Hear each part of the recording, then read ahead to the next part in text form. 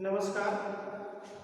आज हम online class में बीए फर्स्ट ईयर बीए भाग 1 के विद्यार्थियों के लिए हिंदी प्रथम प्रश्न पत्र का हम तीसरा वीडियो लेकर आए हैं।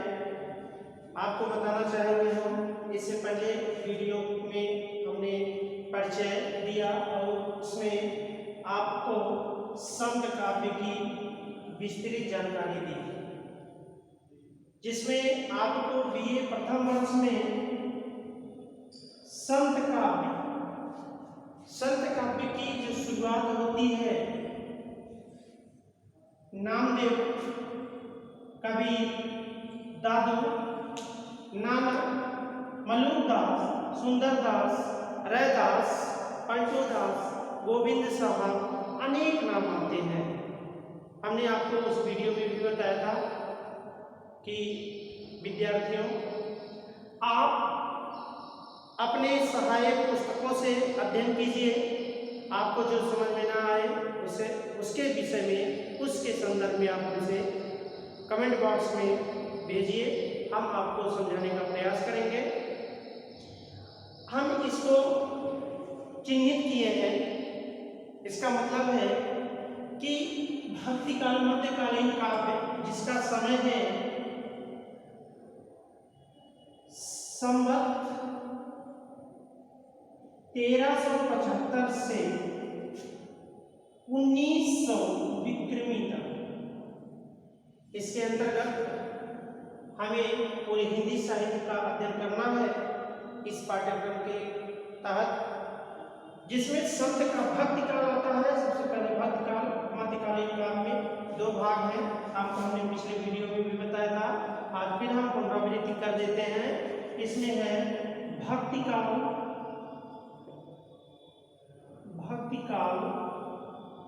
और रीति काल। भक्ति काल और रीति काल समय भी बताया था, फिलहाल हम पढ़ाते चलेंगे, आपको समय भी बताते चलेंगे। भक्ति काल और रीति काल। भक्ति काल को पूर्व मध्यकाल और रीति काल को उत्तर मध्यकाल कहा जाता है। प्रश्न में जैसा कि हमने बताया था, बीए भाग 1 में डॉक्टर राम मनोहर लोहिया विश्वविद्यालय से बहुविकल्पीय प्रश्न आता है। 1 प्रश्न पूछे जाते हैं जिसके 4 उत्तर दिए जाते हैं, उसमें से 1 उत्तर सही होता है। तो इसमें उत्तर प्रश्न पूछा जा सकता है कि भक्ति काल को और किस नाम से जाना जाता है। आपका जवाब होगा पूर्व मध्यकाल। रीति काल को किस नाम से जाना जाता है, तो आपका जवाब होगा उत्तर मध्यकाल। अब ऐसे पूछ सकता है कि नामदेव किस शाखा के कवि हैं। दादू, नानक, मल्लू, किसी का भी नाम पूछ सकता है, किस शाखा के कवि हैं, तो हमारा जवाब होगा संत काव्य। संत काव्य धारा के कवि हैं नामदेव, कबीर, दादू, नानक, मल्लू, सुंदरदास, धर्मदास, अनेक नाम आएंगे। अब कबीर दास को विस्तृत अध्ययन करना है, आगे हम पढ़ाएंगे। कबीर दास धीरे धीरे एक वीडियो करते हुए हम अपने पाठ्यक्रम को पूरा पढ़ाने का पूरा प्रयास करेंगे और आप लोग ऑनलाइन बने रहें, देखते रहें। कबीर का संपूर्ण अध्ययन करना है, विस्तृत अध्ययन करना है। संत काव्य के संदर्भ में पिछली कक्षा में हमने आपको बताया, पढ़ाया। अब इस वीडियो में हम भक्ति काल का सूफी काव्य, भक्ति काल का समय संवत 1375 से 1700 विक्रमी तक का है। अब भक्ति काल के संदर्भ में जितनी भी हिंदी साहित्य में जो भी जनश्रुतियां हैं, विभिन्न विद्वानों के लेख हैं, विभिन्न आलोचकों की रचनाएं, उनके आलोचनात्मक जो भी भक्ति काल पर खोजे हैं या हिंदी साहित्य में भक्ति काल पर जितने भी विद्वानों ने अपने मत दिए हैं, इन सब का हम लोग अध्ययन करते हुए भक्ति काल को पूरा करेंगे। भक्ति काल में 4 शाखा है, हमने पहले वीडियो में भी बताया था, जिसमें 4 शाखा में भक्ति काल में संत का, सूफी का, और ये आते हैं निर्गुण के अंतर्गत। दूसरा होता है सगुण, जिसमें राम काव्य और कृष्ण काव्य है। तो आगे वीडियो में हम उस पर भी चर्चा करेंगे। एक ही वीडियो में सब कुछ पढ़ा लेना संभव नहीं है, इसलिए संत काव्य से पहले हम पढ़ाए थे, आज हम सूफी काव्य पे बात करेंगे। और सूफी काव्य में हमें जायसी को अपने पाठ्यक्रम के अंतर्गत विस्तृत अध्ययन के रूप में करना है। अभी हम बात कर रहे थे भक्ति काल को 4 शाखा में बांटा गया है। 4 शाखा, पहला संत काव्य, दूसरा सूफी काव्य, तीसरा राम काव्य और चौथा कृष्ण काव्य। कुछ विद्यार्थियों का प्रश्न होता है, पिछली कक्षा में किसी विद्यार्थी ने हमसे पूछा कि सर पहले राम काव्य है कि पहले कृष्ण काव्य? तो हम इस पर एक विचार आपको बताएंगे। देखिए, अगर भक्ति काल में राम काव्य और कृष्ण काव्य की चर्चा होती है कि पहले कौन है, तो आप बेहिचक राम काव्य का नाम ले सकते हैं। लेकिन हिंदी साहित्य में विद्यापति पदावली जो आदिकाल में कृष्ण काव्य की चर्चा हो चुकी है। ध्यान दीजिएगा इस बात का कि भक्ति काल में तो पहले राम काव्य आया। राम काव्य कैसे आया? राम काव्य की शुरुआत रामानंद से, जिनके गुरु रामानुजाचार्य जो राघवानंद के 14वें शिष्य परंपरा में 14वें शिष्य के रूप में माने जाते हैं। तो रामानंद 16वीं सदी यानी ईसा की 16वीं शताब्दी में, 14वीं शताब्दी, ध्यान दीजिए, फिर से सुन लीजिए, ईसा की 14वीं शताब्दी में रामानंद का चर्चा होता है हिंदी साहित्य में। और रामानुजाचार्य के शिष्य रामानंद से राम परंपरा, जो हिंदी साहित्य में राम की लीला संबंधित रचनाएं शुरू हुआ है, वो रामानंद से माना जाता है। कृष्ण काव्य यानी कृष्ण से संबंधित रचनाएं 16वीं शताब्दी में वल्लभाचार्य से माना जाता है। तो इस तरह अगर हम तर्क देते हैं तो 14वीं शताब्दी पहले है, 16वीं बाद में, इसलिए भक्ति काल में कृष्ण काव्य 16वीं शताब्दी से और राम काव्य 14वीं शताब्दी से। इसलिए हम कह सकते हैं कि भक्ति काल में राम काव्य 14वीं शताब्दी में अर्थात कृष्ण काव्य से पहले हो चुका था। बात करेंगे भक्ति की। अब भक्ति की परंपरा की शुरुआत हुआ कहां से? भक्ति की शुरुआत कहां से हुआ? आचार्य रामचंद्र शुक्ल जी कहते हैं भक्ति की शुरुआत दक्षिण भारत से। शंकराचार्य और कुमारी भट्ट 2 ऐसे महानायक थे जो दक्षिण भारत में भक्ति का आंदोलन कर रहे थे। स्थिति परिस्थिति ऐसी बनी, हम जानते हैं कि हमारे देश की जो राजनीतिक स्थिति थी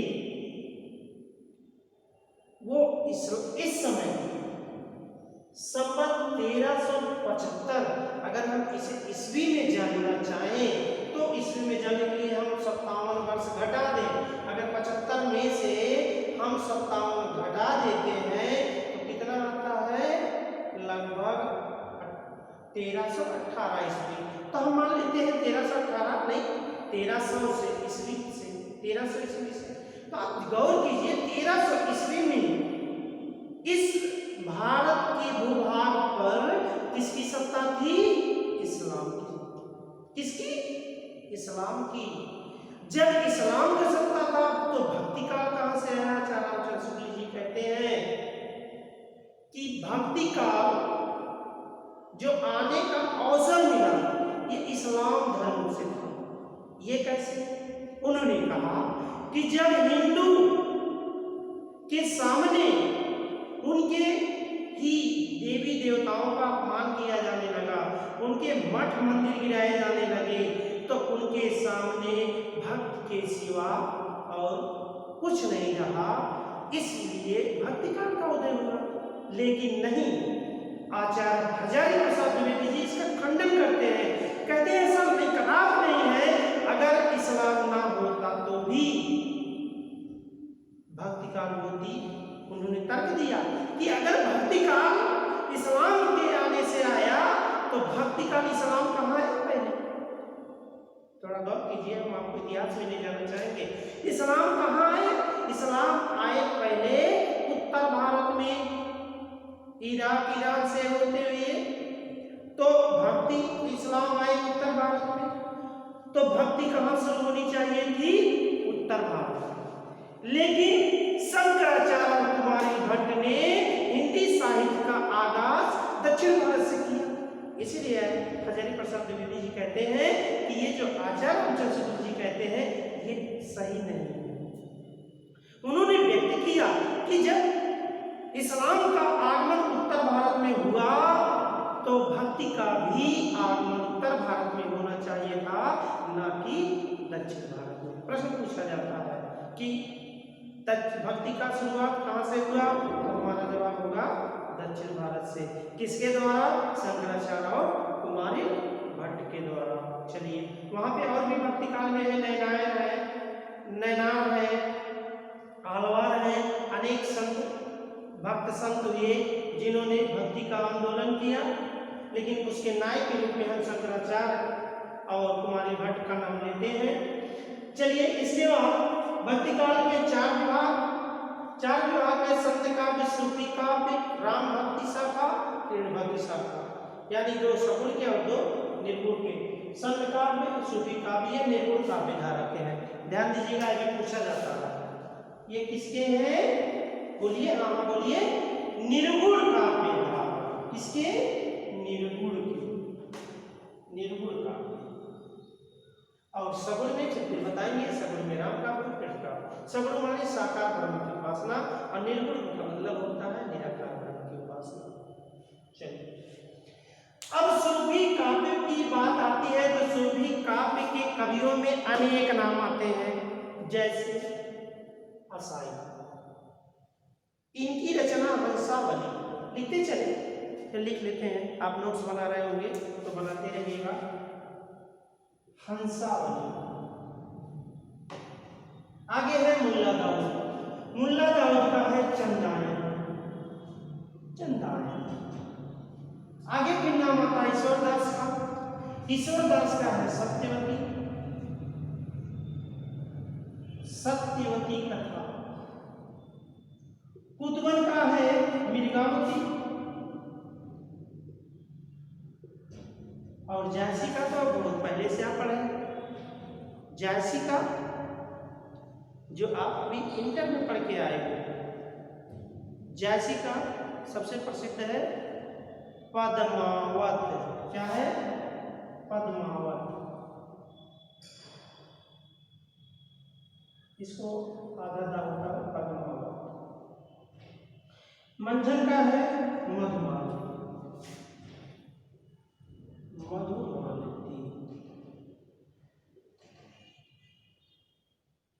मधुमालती, मंझन का मधुमालती। देखिए, जगमग का है प्रेम विलास।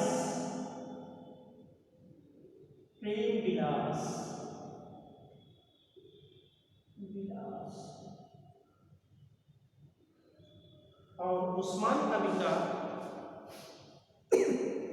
चित्रावली। क्या है? चित्रावली।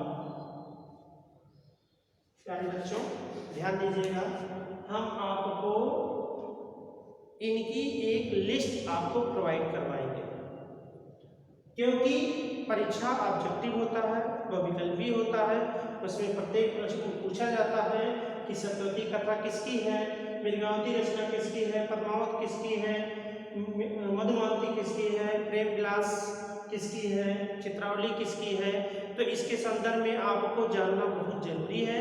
आपसे हमने पहले भी बताया, आपको किताब की सहायता से आप उनकी लिस्ट बना लीजिए। इसके अलावा और भी है जो ऑनलाइन में ही पूरा पढ़ा लेना संभव नहीं है, क्योंकि देखिए बीए की जो पढ़ाई है वो केवल आपको हम गाइड करते हैं, हिंट करते हैं, बाकी अध्ययन आप कीजिए।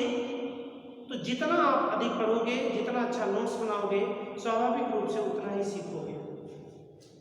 अब पूछा जाता है कि सूफी काव्य या प्रेम मार्गी शाखा की पहली रचना क्या है? बात तो बहुत अच्छी है, पहली रचना। तो पहली रचना की बात आती है, देखिए सब लोगों ने अपने अपने खोज की, तर्क दी, अनेक हिंदी विद्वानों ने, आलोचकों ने, जैसे गणपत चंद्र गुप्त है, राम कुमार वर्मा, आचार्य प्रसाद द्विवेदी, आचार्य रामचंद्र शुक्ल है, इसके अलावा भी अनेक हैं, लेकिन ये इंपॉर्टेंट है जो परीक्षा की दृष्टि से बहुत ज्यादा पूछे जाते हैं। इसलिए गणपत चंद्र ये प्रश्नोत्तर है, प्रश्नोत्तर माने प्रस्तुत करने वाले, और ये इनकी रचनाएं हैं, और ये वो कवि हैं जो सूफी काव्य की पहली रचना माने जाते हैं।